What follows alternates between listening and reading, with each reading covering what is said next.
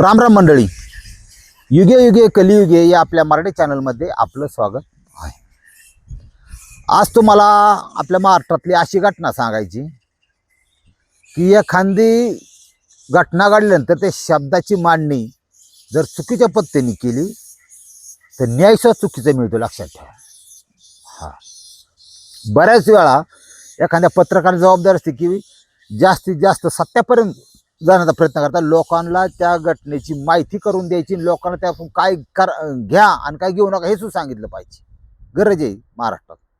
ही चार शब्द डोक्यावर जर पडलं तर ते डोक्यात राहतात ना माणसाच्या, लक्षात आलं तुमच्या.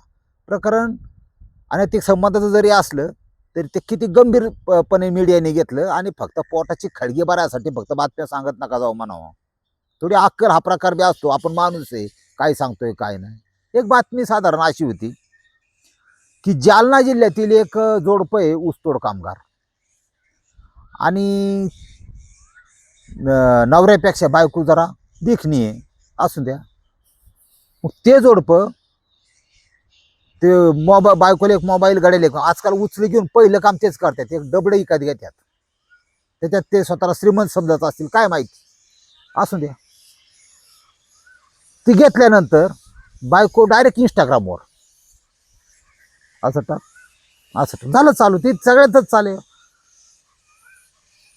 सांगा ना कशी दिसते मी, हा, नऊवारी साडी. ते केलं चालू, त्याच्या बुद्धीप्रमाणे टाकायला गेली सुरुवात.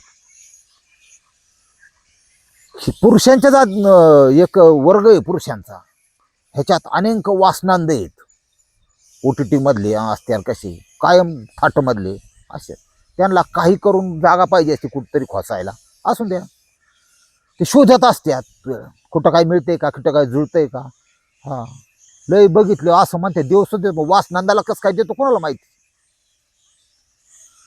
त्याला एक माणूस आहे आणि अहिल्यानगर जिल्ह्यातला आहे, रवी माळवे नेवास्यातला. त्यांनी ते इंस्टावर हाय हॅलो, तिथे मैत्रीची एक्सेप्ट वाटली, जेवली का, खाल्ली का, सुरुवात झाली का, तुझे डोळे फार छान आहे, तुझं कपाळ फार छान आहे, असलं करायला सुरुवात केली.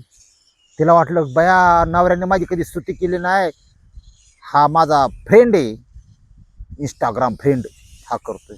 काही फ्रेंड बिन नाही बाई, आणि कोणाचा फ्रेंड काही नसतो. याच्या डोक्यात एक कवा एकदा तुला बुंगळी करतोय, तू काय डोकं लावी तिथं. अशी दुनिया आहे का, आपण तरी कवर सांगावं. हा, ती वासनांद आहे. तुमचं प्रेम, तुमचा खर्च, तुमचं भजी खानची अपियन दुनियादारी फिरायला नेते का, इकडं दिसते ना आणखीन शॉपिंग, सगळ्याचा एंड शेवट त्या गाड्याला फक्त ती बाई बीडवर पाहिजे असती. हा लास्ट कळस येतो आणि काळसं बांधकाम चालत नाही. ही लोकांना कळत नाही. ही वर येड्याची दुनिया, ही बाई बावळाट, शिक्षण कमी असं त्यामुळे ऊसतोड कामगार. पण असा फोटो काय करावं आपण तर. ही बाई, हा, मीडियाने ही बातमी काही सांगितली तुम्हाला सांगतो. ह्यांनी ती त्यांचे एकमेकाच्या दोनदा बिठी झाल्या, लक्षात घ्या. बिठीत काय झालं मला माहित नाही, पण झाल्या. फक्त बोलणं झालं, चहापान झालं का, लुगडे फेडाफेडी झाली, आपल्याला तपास नाही. बिठी झाल्या दोनदा. आता सगळं ते पोलीस तर रेकॉर्डला आहे, त्यामुळे काही विषय नाही सांगा तुम्हाला. त्याच्यानंतर ती आजारी पडली थोडीशी, म्हणून ती छत्रपती संभाजीनगर त्यातल्या गाठी रुग्णालयामध्ये दाखल केली. याला कळलं की ती गाठी रुग्णालयात आहेतच. मीडिया असं म्हणतंय, पत्रकार असेल ते म्हणतो यांना अक्कल कमी आहे जरा, की हा मोटरसायकलवर गेला आणि दोन बेठीतले ते स्वतःचे काढलेले फोटो त्यांना दाखवले, आणि मग तिचं अपहरण केलं, मोटरसायकलवर बसवलं, आणि मग अज्ञातस्थळी नेलं, एका शेतात नेलं, तिथल्या पत्रा शेडमध्ये नेलं, 24 तास ठेवलं. 24 तास अनेक वेळा कार्यक्रम राबवला रंगारंग. परत तिला पैसे दिले, तिला एसटीत बसून दिलं. थोडी लाज लज्जा शरम आबरू इज्जत ह्या पत्रकारांना पाहिजे. आपण काय सांगतोय, काय लोक इडी आहे का काय बाहेर. इडी आहेतच तशी, आम्ही तर काही लेशानी नाही, कारण आम्ही 20% इथेनॉल खपून घेतोय, रोज होणारा अन्याय अत्याचार, त्यामुळे येडीच आहेत आपण. हा, पण काही नाही तुम्ही बरडू शकत. ध्यानात ठेवा, ह्या जगामध्ये अपहरण एका माणसाला मोटरसायकल ह्या जगात अख्ख्या कुणाचं करता येत नाही. काय गाडी तिडी बांधणार का, कशी बांधणार का, तोंड बांधणार का. अहो ती बाई सो खुशीने त्या गाडीवर बसली. मोटरसायकल आपण होत नाही कधी, कारमध्ये होतं. तोंड दाबलं जातं, तोंडात रूम बोळा बिळा पॅक लॉक केली जातं. हे अपहरण असतं. 4-2 असतात. ही काय एकटा माणूस हा चल तू तुम्ही अपहरण करतोय चल असं आहे का थोडं? इडी बिडी का काही लोक काय कळा ना मला काय सांगत आहेत. तर सांगू द्या. हे त्यांनी केलं पण ध्यानात ठेवा. श्यामध्ये त्या बाईचा नवरा अंधारात राहिला. अंधारात म्हणजे त्याला काय तपास नव्हता काय चाललंय. माझा एक अंदाज आहे ही बाई गेली पाहिजे कारण अपहरण मोटरसायकल होत नाही. पॉईंट लक्षात घ्या तुम्ही. सहखुशीने गेली असेल, भेटायला म्हणून गेली असेल. पण त्या जो आरोपी आहे ते आरोपीचे ते काय गुन्हेगाराचे त्याचा विषय नाही. त्यांनी 24 तास डांबून ठेवून अनेक वेळा रंगारंग केला. मग हिला अक्कल जागेवाली असेल काय झालं असेल. मग बाहेर आल्यानंतर तिने संपूर्ण प्रकार त्यांनी एसटीत बसून दिली परत धमकी बी दिली. बोलून तावं यायचं ना मायाची गाठी व हा. हिने सगळं ते आल्यानंतर नवऱ्याला विषय सांगितला. नवऱ्याने झालेला अत्याचार सहन करून तिला माफ केलं बघा. आणि म्हणला त्या अत्याचाराला आपल्याला दाद मिळाली पाहिजे, आपल्याला कुठंतरी न्याय मिळाला पाहिजे. पोलीस स्टेशनला तक्रार दिली. पोलिसांचं तर काम आहे या तपास कामात तर अधिकारी टोटल महिला आहेत, सगळ्या महिला कर्मचारी. एक स्त्री एका दुसऱ्या स्त्रीचं मन चांगल्या प्रकारे समजू शकते. त्यांनी प्रकरणाचं गांभीर्य लक्षात घेऊन पोलीस स्टेशनचं काम मात्र एक नंबर आहे. 1 पथक 2 पथक स्थापन केले. पहिल्यांदा आरोपी ताब्यात घेतला बा. ते कुठं पळ काही कर पोलिसांच्या ह्याच्यातून काही सुटत नाही माणूस. का गुन्हा गंभीर आहे, अत्याचारात आहे 24 तास. मग केला पाकाट. आता जाईन केस कोर्टात जाईन काय अत्याचाराचा गुन्हा लावला, सगळे लावलं, आरोपी अटक केला आणि नवरा बायको परत नांदायला लागले. मला एक खरं सांगतो मनातून असं वाटलं ह्या प्रकारामध्ये सगळ्यात पीडिता असण्यापेक्षा पीडितेला पीडिता म्हणण्यापेक्षा त्या पीडिता जो नवरा आहे का ऊसतोड काम करतो तो जास्त पीडित आहे. त्याचा काहीच गुन्हा नाही. इंस्टाग्रामचा नाद बायकोनी शेण खाल्लं, मित्र केला. मोटरसायकल अपहरण होत नाही बरं का तुम्हाला सांगतो अजून एकदा. ती पळून गेली तिथं ती पुढची अवलाद बेकार निघाली. खरा पीडित कोण असं तो नवरा आहे लक्षात घ्या. ह्याला म्हणतात पत्रकारिता. हाही लोकांच्या पर्यंत खरं पोहोचवा. पण आता काय त्याचा भाग असतो. स्त्रीला अमाप अधिकार आहेत काय झालंय त्याच्या अन्याय अत्याचार चुकीचं झालंय तिला काय असं ते न्याय मिळेल बा.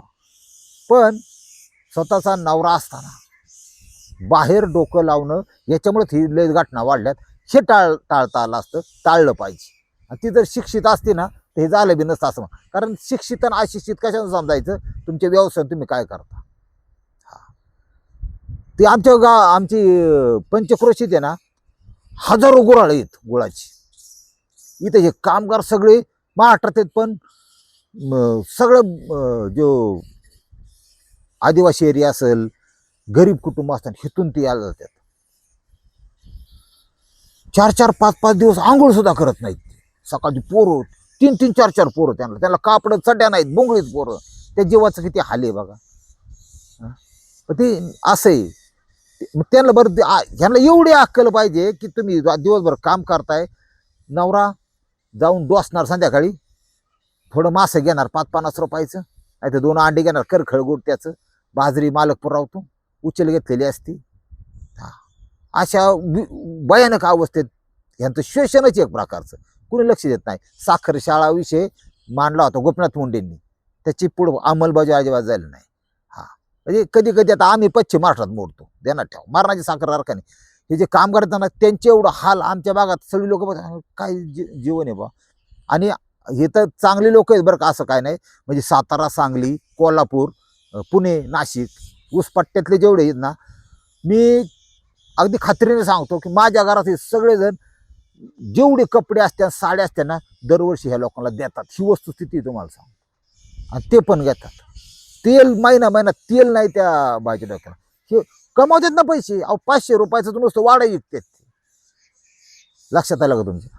मग हे सगळं घडतं का बुद्धीच नाही ना, शिक्षण नाही. त्याच्यासाठी आपण माणूस आहे हे पहिल्यांदा कळलं पाहिजे. आणि जेव्हा जाणीव होईल की मी माणूस आहे नंतर कुणी नाही. बाबासाहेब आंबेडकर कळले पाहिजे, महात्मा फुले कळले पाहिजे, तेव्हा डोकं लागेल मग. तेव्हा शिक्षणाचं महत्त्व कळेल. ही लय अवघड आहे जगाचं काय करावं आता. काम करण्यासारखं. आणि राजकारणी यांचं तसं नसतं. राजकारणी आहे ना, मी यांना असं जोड्याने पूजा यांची का करतो याला कारण म्हणजे सगळ्याला कळतं त्यांना ठेवा. फक्त त्यांचं डोक्यात काय असतं, 5,000 कोटीची प्रॉपर्टी 20,000 कोटीपर्यंत कशी पोहोच, निवडून येण्याची क्षमता असली पाहिजे. बरं जेवढं कमावलंय तेवढं माझ्या मुलांना, मुलगा सुद्धा आमदार कसा बनल, तो कारखान्याचा चेअरमन कसा बनल, ही यांची मानसिकता. यांना काही घेणं देणं नाही गरीबाच, जगलं काय मेलं काय. आता साबित यायला बसलाय मागून, मला तर लय द्या वाटतं बुवा. ही एक तर जंगल आहे, डेंजर एरिया आहे, नदीला पाणी आले मारणाचं. हा, त्याच्यामुळं ह्या घटनेमध्ये पती खरा विक्टीम आहे असं मला वाटतं. आणि जाऊन द्या, त्यांनी विचार केला की झालं गेलं, गंगेला मिळालं आपलं. आता हा, ऊस तोडा, कष्ट करा, बाकर खा. ऊस तोड कामगाराचे प्रचंड हाल आहेत, लक्षात घ्या, प्रचंड. याच्याकडे कुणी गांभीर्याने लक्ष देत नाही, कुणी बघत नाही. करण्यासारखं त्यांना सोशल वर्क करायचे, काय करायचे, त्यांना ह्या क्षेत्रातून काम करण्यासारखं भयंकर. आणि आत्ता जे त्यांच्या आधीच्या पिढ्या ऊस तोडीत होत्या, आत्ता जनावर बायको हा नवीन 15 वर्षाच्या मुली, त्यांची लग्न झालेली, पोरगा 16-17चा, ही जोडपं 1,00,000-1.5 लाख उचल घेतं. कोयता मानतात त्याला, कोयता घेऊन ऊस तोडा येतं. यांना जी मुलं होत्यात 3-3, 4-4 मुलं, लक्षात घ्या. ते 4 मुलांचं बी एक नवीन कोयते तयार होतात 2050साठी, 2045साठी. असं प्रकार चालू आहे. ह्या घटनेमध्ये ह्या जे घडलं ते वाईटच घडलं. सजा तर होईलच समजा, आणि नाही झाली तर आपल्याला काय नवीन आहे का तेव्हा? कुठं सजा होती? मर्डर करून 3 वर्षात लोक बाहेर येतात, काय सांगायचे आता. अशी तर आहे. बघू काय होतंय भविष्यात. पण महाराष्ट्रात एवढी पॉवर आहे, ताकद आहे, लक्षात घ्या, की ह्या भारताचं भविष्य घडवण्याची ताकद महाराष्ट्रातूनच कुणीतरी पुढं जाईल. आणि जे जातंय ती पार कार्यक्रम राबवते. बाहेर काय नाही, डोकी नाहीत बाहेर तर त्याविषयी सोडून. हा, अण्णा हजारांनी देश हलवला होता का नाही एकेकाळी, तर ते माणूस कसा का असा ना.